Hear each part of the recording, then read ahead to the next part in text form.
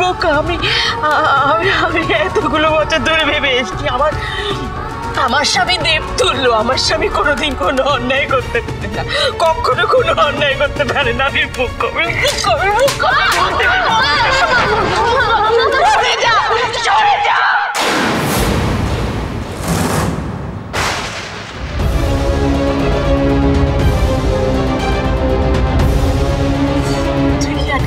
সবাই তোর জন্যই তো হলো, এই সবটা তো তোর জন্য হলো।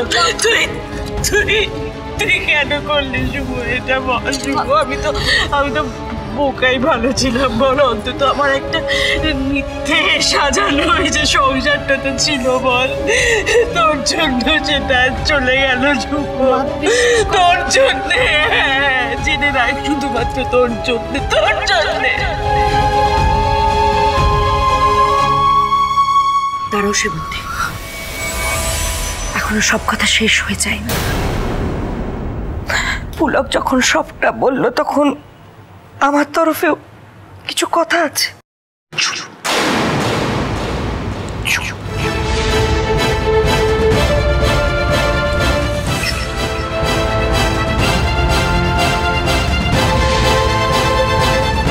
তোমার এখনো কিছু বলার আছে?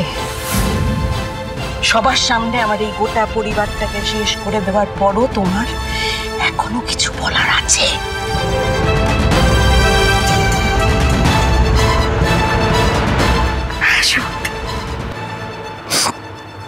আমারও কিছু কথা বলার আছে। পুলক যখন পুরনো কথা বলল তখন আমার কথাটুকু একটু শোনো।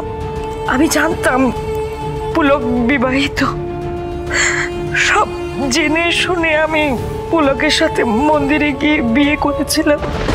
তার জন্য আমি নিজেকে সব সময় অপরাধী ভাবতাম, অনুশোচনাও হতো জানো, কিন্তু আমার কিছু করার ছিল না।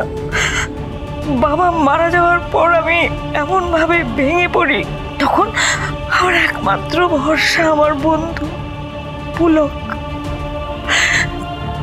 কিন্তু বিশ্বাস করো, আমি কখনো আমার অধিকার দাবি করিনি।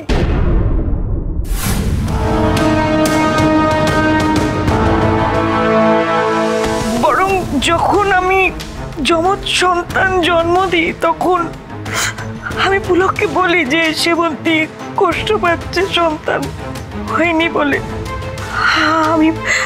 আমি বলি যে এই সন্তান তো তোমাদের পরিবারই, নিক না একজনকে। পুলক রাজি হয় জানো।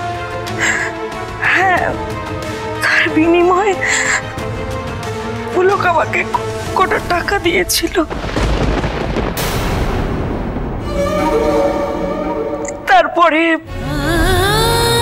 পুলক আর ফিরেও তাকায়নি আমাদের দিকে। পুলকের ওপর একটা অভিমান, রাগ আমার ছিল জানো। মানুষটা আর আমাদের দিকে ফিরেও তাকালো না। কিন্তু একটা দিকে আমি খুব খুশি ছিলাম যে আমার আদি যেখানে আছে, ভালো আছে, তার পরিবারের সাথে আছে। সন্তান তো তুমি তো বুঝবে সেবন্তী, বুকের মধ্যে একটা শূন্যতা ছিল। কিন্তু ভাগ্যের কি পরিহাস দেখো, যে সন্তানের জন্য এক সময় চোখে জল ফেলেছি, আজকে সেই সন্তানকে আমার চোখের সামনে দাঁড় করিয়ে দিয়েছে।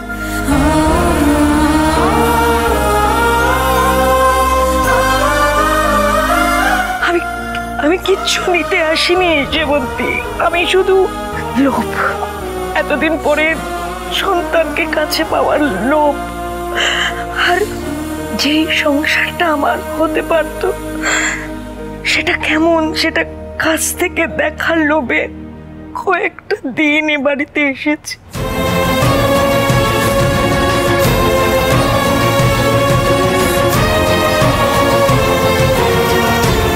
তোমাদের সবাইকে আমি একটা কথাই বলতে চাই, পুলক একাদশী নয়, এই সব গন্ডগোলের মূল আমি দোষী। পুলক যদি অপরাধ করে থাকে সেই অপরাধের ভাগিদার আমিও।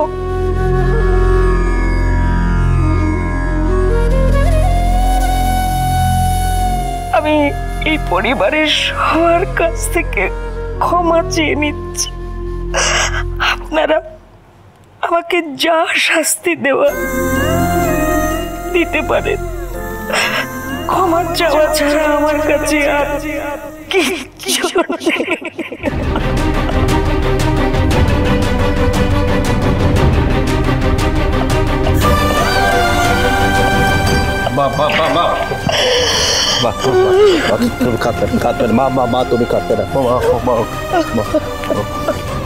কাঁদবে না মা। লোকটা তোমার সঙ্গে সব অপরাধও করেছে, তারপর তুমি নিজের গাড়ি কেন দোষ দিচ্ছে? মা তুমি কাঁদবে না, মত থেকে দেখি ঘেন্না হচ্ছে। হ্যাঁ খবরদার যদি তুমি এভাবে কথা বলেছ। উনি তোমার বাবা হন। উনি আমার সাথে যা করার করেছেন। রক্তের সম্পর্ক অস্বীকার করা যায় না তুফান, আর তুইও করতে পারবি না। আরে ভাড়বে যায় সম্পর্ক। কিসের বাপ? কিসের বাপ? হ্যাঁ কিসের বাপ নিয়ে নিজের সময় সুযোগ বুঝে তো একজন কাল্টি মেরে দিয়েছে। কি করেছে আমাদের জন্য? কি করেছে? একদিনও জানতে চাইছে আমরা বেঁচে আছি মরে আছি, শুধু আমাদের হাতে একটু টাকা দিয়ে চলে গেছে। ও কিসের বাপ?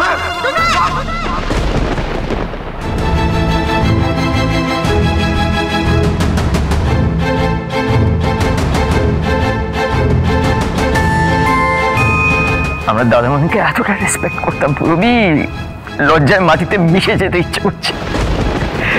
এটা তুই কি করলি রে দাদামণি? তুই এটা কি করলি? খুব লজ্জা করছে না আমাকে দাদা বলে মানতে, কিন্তু বিশ্বাস কর আমার কোনো উপায় ছিল না। আমার অবস্থাটা একবার বোঝার চেষ্টা কর। আমার সত্যি আর কোনো উপায় ছিল না রে।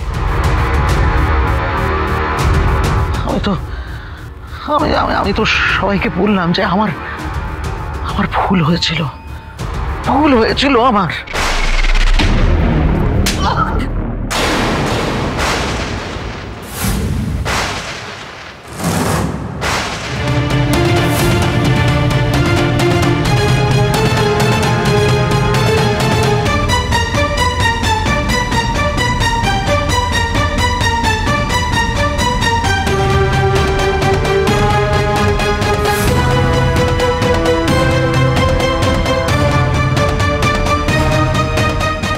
এত কিছুর পর এখনো কথা বলবো? শাসক করেছিস তুই, তারপরে তোকে নিজের ছেলে বলে ভাবতে জ্ঞান না হচ্ছে।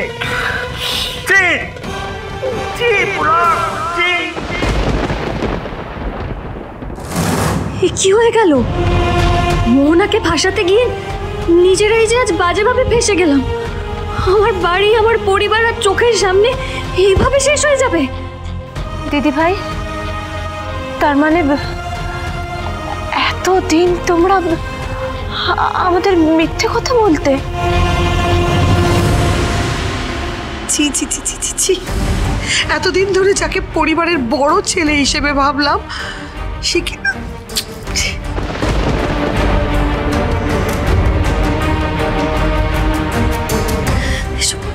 এসব কি বলছো তোমরা? চুপ করো, চুপ করো। তুই চুপ কর। শুনো, আজকে তুই এই জায়গায় এনে দাঁড় করালি আমাদের এই ফ্যামিলিকে। না না, যে দিদি ভাইকে এতদিন সম্মান করতাম বড় বলে এত, আর সেই দিদি ভাইকে না এতদিন মানে এত বড় সত্যিটাকে চাপা দিয়ে এরকম একটা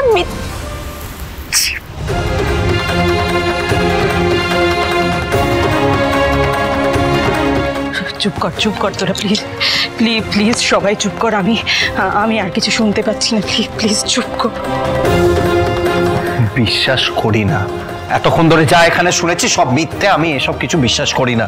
হ্যাঁ আমি এই রে